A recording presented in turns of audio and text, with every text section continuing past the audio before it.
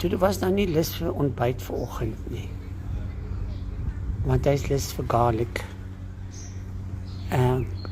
Wat is dit? Garlic prawns En ek snails. en whisky. Dis nou hier by die see. Is dit lekker, Dikkie? Very nice. Heerlik. Okay. So jy sê, jou kennis is skoon van die botter?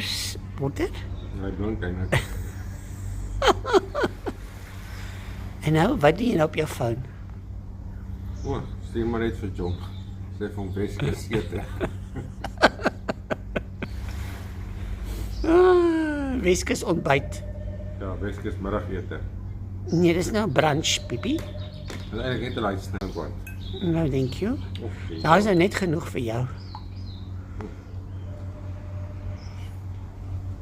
Saam met garlic broodjies, sê jy.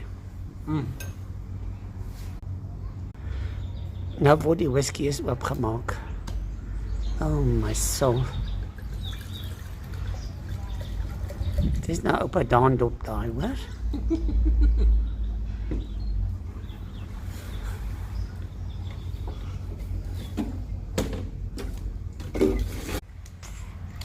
Daar's nou ys in, nou sit die ginger ale.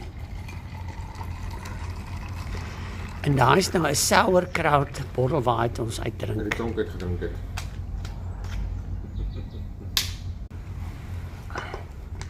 Nee, want toe was daar nie vanoggend lus vir ontbyt nie.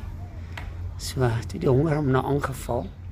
Hy het gesê hy soek vir garlic style. So sê ek, nee, maar hier is mos nou prawns.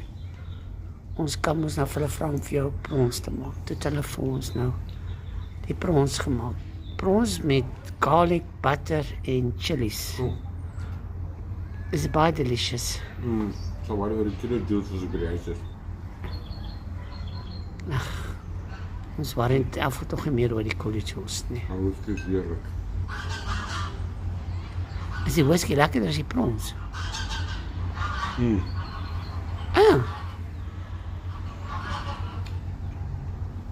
Alles is baie lekker.